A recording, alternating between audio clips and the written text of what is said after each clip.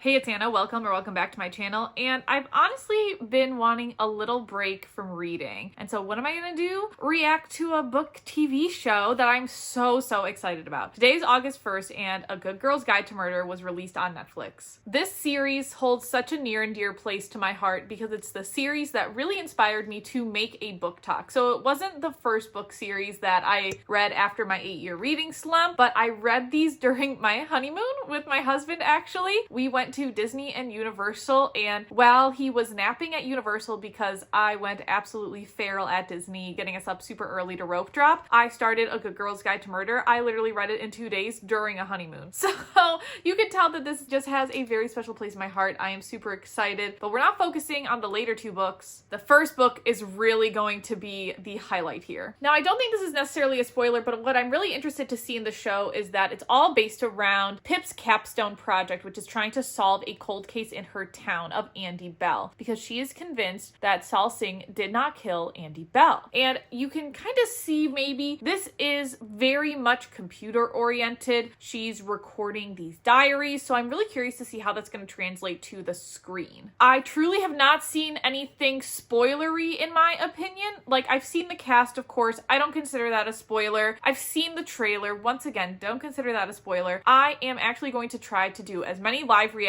to the series as possible so that I can give my super honest review. I have met Holly Jackson. This book is actually signed by her. So she gave us a little hint that this was coming to somewhere in the US. She did not tell us Netflix, but she definitely hinted that it was coming to the US. And now I'm super excited that it's here. I can't remember the last time I watched a TV series in its entirety. So I'm super excited that my first one back into TV watching is going to be A Good Girl's Guide to Murder. I have my laptop here, so let's open it up and see what it looks like on Netflix. I will maybe try to take a picture at some point. I can't screen record on Netflix. I actually tried with one of my last videos and I didn't realize you couldn't take like screenshots or do any screen recording. So you're definitely gonna have to stick with me for this one. Look at what the first thing that pops up is. My Netflix knows me. My Netflix knows me. Okay, so I don't actually want to watch an episode obviously right away. I just want to see how long they are, how many episodes there are. Okay, we have 6 episodes, which is very exciting. And I actually want to read the descriptions and kind of figure out where I should maybe place little bookmarks in the book to actually compare to. So the description for episode 1, Pip decides to do her project on a local murder case, but when she starts her investigation, she learns some people would rather it was left in the past. I feel like that's the entire premise for the book. Episode 2, Andy's best friend gives Pip a clearer understanding of who the victim was, but it takes rearranging some old pictures for her to see the full picture. So I distinctly remember that in terms of Pip, she like calls, I think, the best friend in the book. I think.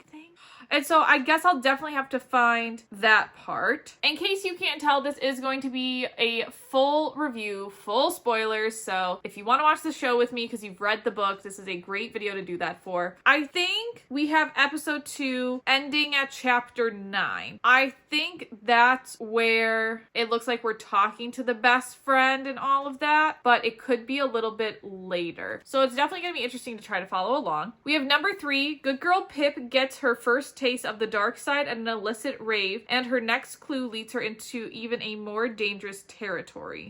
Okay, so I think chapter 18, so maybe I'm a little more all over the place than I thought. I also saw some mention of photos in a later chapter. So chapter 18 is related to a house party, so maybe they change that to a rave and make it a little more, interesting. Episode 4, Pip and Ravi follow a new lead that takes them out of Little Kilton. There, they uncover a useful clue and Pip gets an unwelcome surprise. Okay, I remember them leaving, which is good. I don't remember where that specific part is. Let me see if I can find it. I can't exactly find it, but I might have accidentally found episode 5, which is a shock confession sheds new light on the investigation, but before Pip can decide what to do next, she receives another threatening message. And then episode 6 is our final episode, which is the police make an arrest, but Pip isn't convinced the case is quite close yet, so she goes to visit the one person who might have the answers.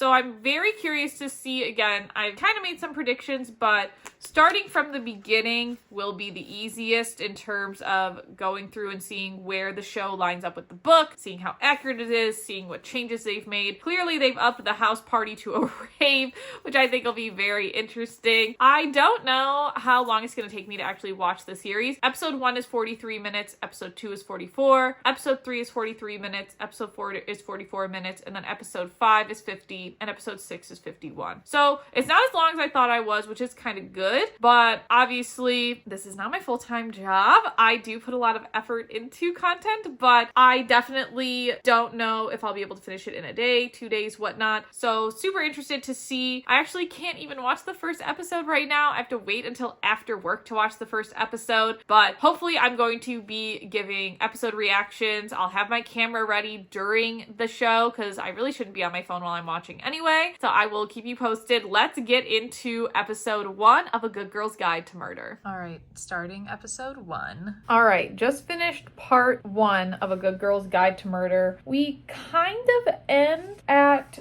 pause for 1 second. We ended kind of like chapter 8, but it's really all over the place, which I don't necessarily mind, but there is a lot of stuff, especially in the beginning, that was cut, I feel like, from the book. I feel like overall you have a very different start, and I don't know if it's just me, but there are some people whose names I don't know, and I feel like I should know like a decent amount of people's names. So I don't know if they're just not saying them, if they're just going based off descriptions. Like, you have some of Pip's friends introduced very early on. Again, it's just so they don't say anybody's names really. And so following along, they're definitely keeping it tight in terms of characters that you see, which I think is interesting. Obviously, it's a TV show, so it's very, very visual, and you kind of have to infer what's going on. There's a lot of tension-filled music, so it's definitely a creepy crawly type of show I think that they're trying to like put out there. You have pretty much different meetings with every single person. Pip meets Ravi in a different way. Pip meets Becca in a different way. Pip meets Max in a different way. So everything, I guess, is kind of like thrown out the window. So in theory, we are 76-ish pages through here, but there's even some details at the very end of chapter 8 that we don't get to quite yet. The biggest thing that we leave off chapter 1 with is the text messages. And that I remembered, and I was digging through the book to be like, okay, what chapter was the text message in? I distinctly remember the text message part. So, but overall, it feels very different, and I don't know if that means they're going to be following the other books or if new mysteries are going to pop up. I don't really know. This is also something where I have the US version because I'm in the US, and I know there's some differences in the UK version, so I don't know if it's closer to the UK version at all, but she refers to her capstone project, as it's referred to in this book, as an EPQ, I think is what she keeps referring to as, and you definitely get a lot of creepy vibes about a lot of people earlier on. So I'm going to watch one more episode right now before I switch gears. So let's move on to episode 2. How I would rate the show so far, though, I don't know if I didn't know what was going to happen, if it would hold my interest as much. It just felt kind of slow going, which is really bizarre because it's such a fast-paced book. But again, I haven't watched TV in a while, so maybe people like that. I don't know. I'm definitely going to recommend it to my parents and see what they think because they're huge TV watchers. Okay, so I'm in the middle of episode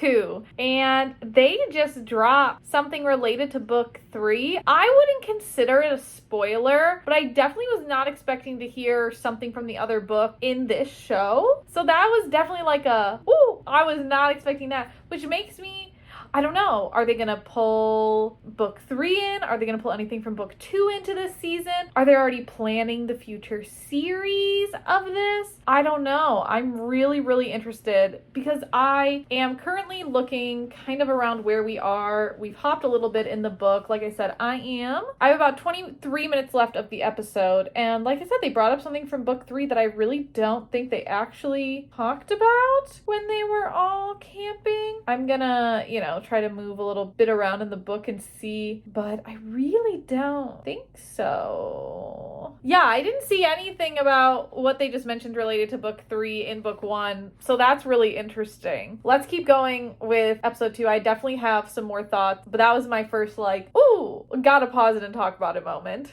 All right, just finished episode 2. I have some notes. We got through the end of chapter 16, so that looks about I don't know, a third-ish, I guess, which makes sense. I will say the last episodes are longer, so maybe it's not a perfect third. And again, I think they're hopping the timeline here, so it's not a perfect even match, but in terms of where I think you could read up to in keeping up with the show for the first 2 episodes, read through chapter 16. So how we meet Nat Da Silva, one of Andy's best friends, is very different. Same thing with Emma. Both of those interactions are different. And there is drama in the book around Andy's potential... I'm trying to think of the right word here.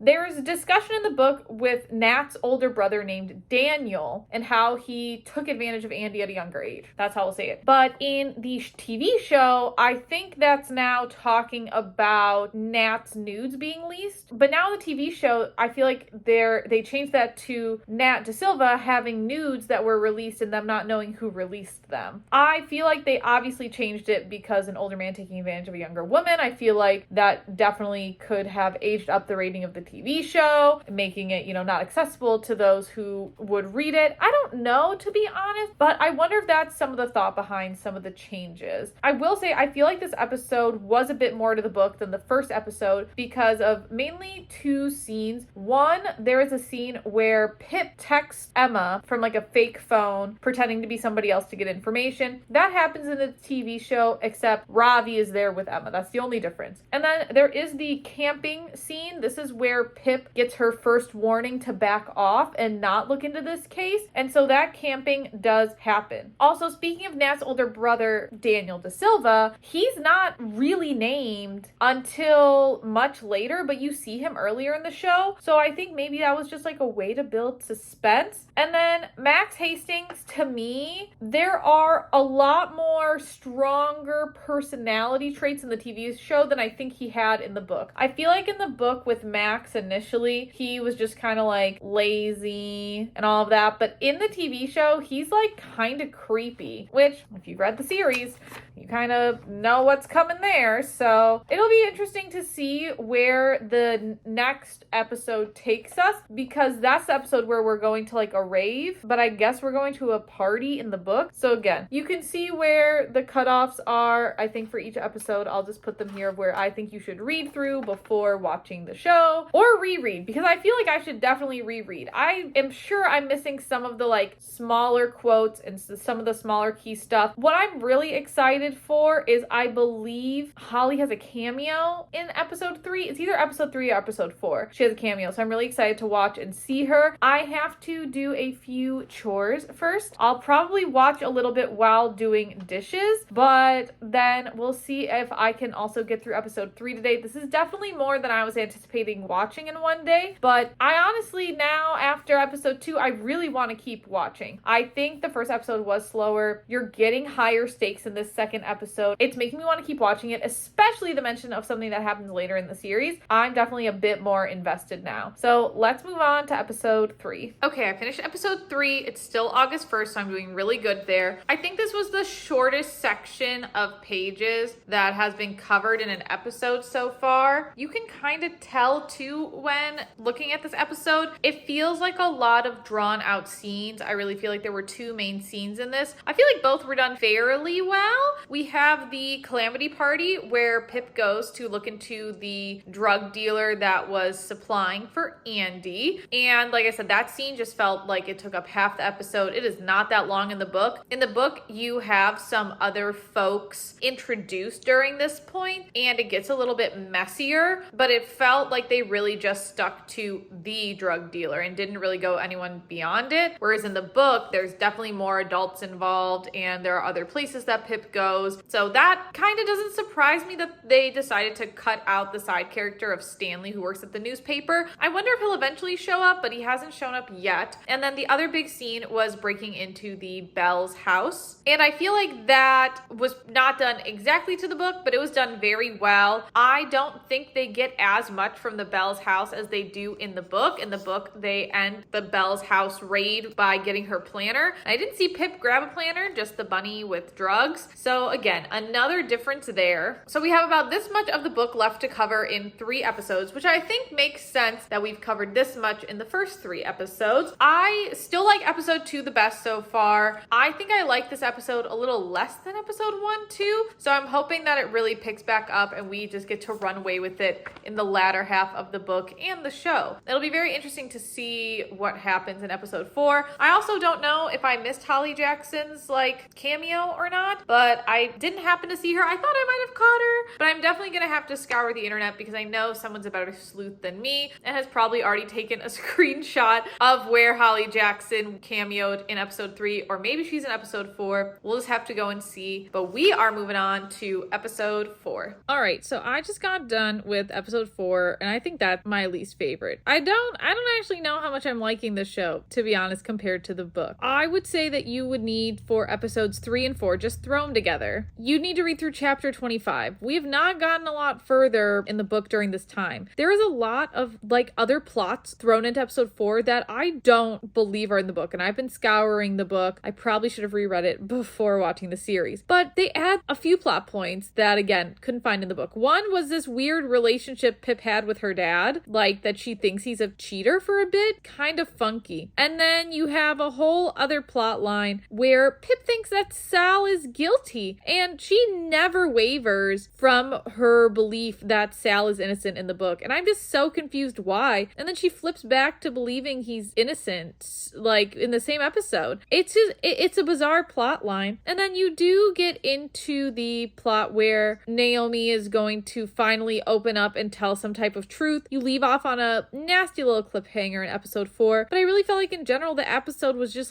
lackluster compared to what I really love about the series. And I'm just kind of confused, I guess. I don't know. I'm curious how episodes 5 and 6 will kind of bring us back. We still technically have this much of the book to go through, so I don't know what those episodes are gonna hold, but it is definitely not like some book to TV/film adaptations where there's a ton of similarities every episode. They are diverting a lot. However, I trust the end of this series because I trust Holly Jackson and I know she had a lot to do with the show. So let's see where episode 5 takes us. It is the morning of August 2nd and I finished episode 5 last night. So I have episode 6 to watch before work and I have enough time to do so. For episode 5, you have to read through chapter 44. That's where we leave off. So there's only this much left for episode 5, which is the second longest or the longest episode in the series. I feel like episode 5, there was a lot that happened quickly, but then at the same time, they left out a lot of subplots. I think they really just focused on the main storylines that would get us to a conclusion in terms of trying to solve the Andy Bell case. And that's okay. There's just so much more dimensionality in A Good Girl's Guide to Murder. And again, in the TV show, they already set up a little bit to book 3, but I haven't seen as much setup to book 2, which I think is interesting. Book 2 is focused on one of Pip's friend's brothers, and I really don't even think we've met him. So in episode 5, you have the scene with Barney, which I feel like they made the scene with Barney worse than in the book, because in the book what happens is Barney doesn't come back after Pip lets him into the woods, and then Barney is found unalive. Barney's a dog, not a person. But in the TV show, they're celebrating Josh's birthday, her brother's birthday, and Barney looks like he gets hit by a car. I feel like that just made it even worse. There was also some Pip and Ravi interaction that we don't see in the book that came across on screen, which I think makes sense. Their whole relationship dynamic honestly changed, and there's a lot less Pip Pip and Ravi than I was expecting. Like, Ravi is really instrumental in the exploring of this case, and I feel like he hasn't been as much at the forefront in the show. He's been there, but he hasn't been like right by Pip's side during some of these scenes where I was expecting him to be. And then you get one of the bigger twists of the series with Mr. Ward being an absolute bad guy. And I guess throughout this series so far, you've gotten creepy vibes about him. I feel like you didn't get as many creepy vibes about him in the book until later on, and definitely builds. But I saw them, but maybe I saw them because of hindsight. I'd be really interested for somebody who didn't watch the show to give me their thoughts. So I'm gonna try to see if I can convince my mom to watch it before I post this video, because she's never read the series, so I really want her thoughts. And you get to the Mr. Ward, Pip confronts him, finds the girl in the attic. Now in the book, the girl says, "Hi, I'm Andy," but we know she's not. And in the TV show, she says, "I'm not Andy." So there already was that little change. I think I like the way the TV show did it better, just confirmation that she wasn't Andy, just a random girl that this guy's been keeping in the attic, which is creepy. That's weird. I will say there is quite a bit of twistiness in this last part here. I'm really curious to see how it draws out, because I feel like the biggest thing lacking in the show is just the depth and the amount of twists and turns that you get overall. Like, there are subplots that are completely left out of the show, and I get it probably for time or within budget for characters and whatnot, but I feel like they definitely could have had more episodes to fit more of the storylines in here, especially if they were setting up to do book 2. I'm almost getting the vibe that they're just gonna go straight to book 3, which will be kind of interesting. So overall, again, I think it's okay in terms of if you're somebody that really wants to see their favorite book on screen, it's okay. I just think there's quite a bit missing, and I feel like I've compared some books to TV shows or movies before, and they've just done a better job. So let's see what episode 6 holds for us. Again, there's only this much left of the book. I feel like that's not enough. And again, you get a ton of answers in this book, and you get even, I was just flipping through, you get like a 2 months later section here. So really all that's left in the current timeline is like 30 pages. I don't know. That's gonna be very, very interesting to see what happens in this last episode. So let's go into it with a positive vibe and start our morning off with A Good Girl's Guide to Murder, episode 6. All right, I just finished episode 6 of A Good Girl's Guide to Murder, so you need to read the entire book. And I don't know really what to say about the ending necessarily. So let's start with that little bit that we had left. So again, there's quite a bit that happens in this little chunk that I feel like the TV show definitely dramatized there. So you get confirmation that Becca was the one who kind of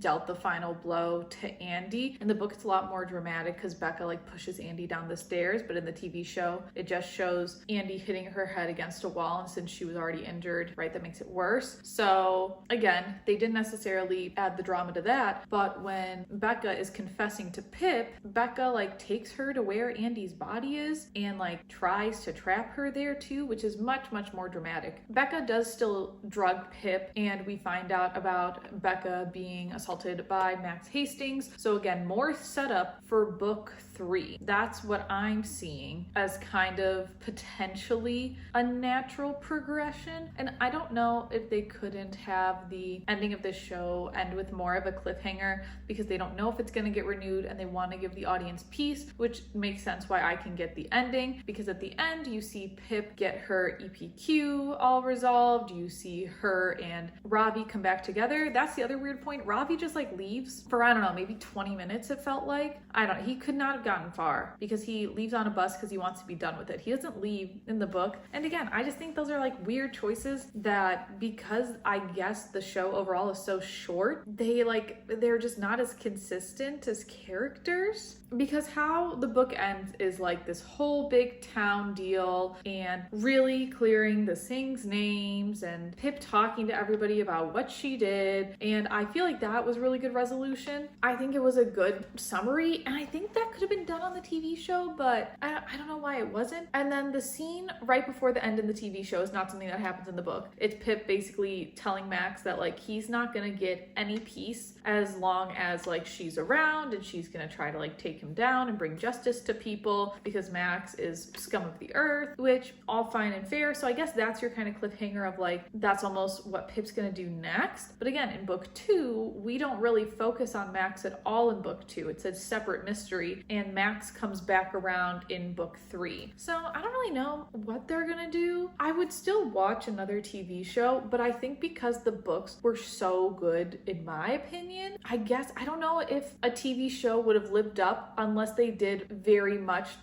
to the book. If they plan on cutting out the second book, which is Good Girl, Bad Blood, I understand why they cut out certain plot points then, because it really does seem like they're just gonna skip and go to book 3, in my opinion. I would be surprised if season 2 is actually about book 2, because I feel like there was no build up to book 2 from this season. So I would just say it's okay. If I was rating the show like I was rating a book, I would say honestly like a 2.5 out of 5 for the show, because there are those inconsistencies with Pip wavering about Saul's innocence that still stick in my head, about Ravi randomly leaving that still stick in my head. I really didn't like those parts. It definitely was a little bit slower. I feel like the book was faster paced than the TV show, which I don't know if that's good or bad. So I'll be curious to see what other people think of the TV show. Like I said, I hope my mother will watch it and I can include that in this video. But if she doesn't, then I'm curious if you watched the TV show while watching this video, if you had already watched it, what are your thoughts? Am I being too critical, or was the book just too good to put on screen? I'm really not sure.